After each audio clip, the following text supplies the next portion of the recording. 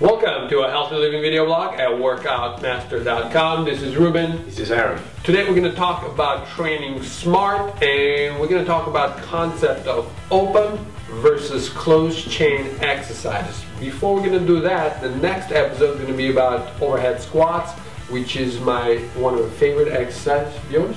I like it. Okay. I'm going to do it. He's going to explain you how to do it. I wouldn't call it my favorite. Well, I love it, so that's why I do it all the time. Let's tear this one apart. Okay. Open chain versus closed chain. What is the difference between open chain and closed chain? You know, you find a lot of definitions, and sometimes they just make this stuff so complicated. So we did talk a little bit about it, and this is what we decided. It's like an official theory of open chain versus closed chain. And the people that we're gonna, explain this to, the people that exercise. So they mean that you give them the exact examples with different machines or different cables with different resistance, they'll get it. So pay attention. So this is quite easy. This is very important to understand when you exercise, because it will definitely make a big difference in your training. Now, open chain exercise is any time that you push or pull object towards you.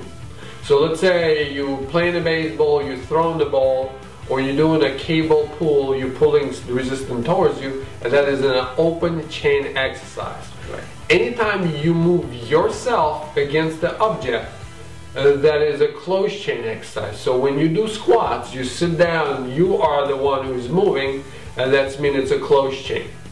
Yeah? Right. So anytime the object moves, it's an open chain. Anytime you move against the object, that is a closed chain. Good. So let's give them a couple of examples to make it easier. Okay. For example, lower body exercises. A squat is a closed chain exercise. You're pushing yourself away from the earth. When you're doing, for example, a leg extension, not that I recommend it, that's an open chain exercise. Lunges, closed chain exercise. Leg curls, laying down on the machine, open chain exercises. Push-ups, closed chain exercises. Pull-ups, still closed chain exercises. But cable pull will be, it'll be open chain and closed chain at the same time, but it will be open chain. Mostly open chain, yes. Yeah. And for example, a bench press is still open chain. Okay, so let's figure out why is it important. If we didn't confuse you, hopefully just go back in the beginning and listen to it again. Why is it important? Well, I think it's mostly important because if you break down the sport that you practice, that you love to enjoy, look at it, how is it practiced? How is it, how can you train to improve in that performance? Is the lower body working in a closed chain or an open chain? If it's working in an open chain, practice in an open chain exercises. So for example, somebody wants to do a pull-up, yeah, and wants to get really good in pull-ups. So they think pull-ups, I'm using my lats, which is big muscles of your back, so I'm just going to make my lats stronger, and they doing lat pull down. It has no carryover.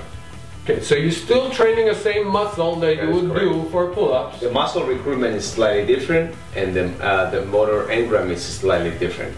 Okay.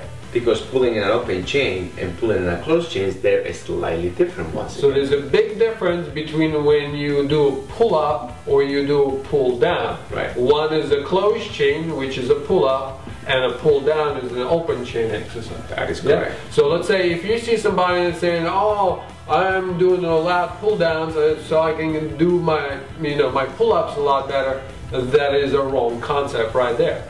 Now another interesting combination will be, let's say you want to do a lot more in your bench press, which we definitely don't recommend bench pressing to anybody unless you absolutely have to, and you do a lot of push-ups. Yeah. So push-ups has no carryover because push-up is a closed chain exercise. You're pushing away from the ground. And when you do a bench press, you're laying down on your back and you're actually moving the weight away from you, right, which is an open chain exercise. So it has no carryover. And it's very important because you find this stuff in the people's program all the time. That's correct. And once again, once you play a sport, look at the way you have to move in that chain and decide whether you have to use more open chain or more closed chain exercises to improve performance. Yeah. And so you'll find some sports are more closed chain dominant, some are more open chain dominant. Most of our activities has both, but what you do want to know is what is the particular sport, particular movement that you need to do. So then you actually make a rational decision on how you train. We spoke a short while ago about picking the primal patterns that are the most efficient for your sport.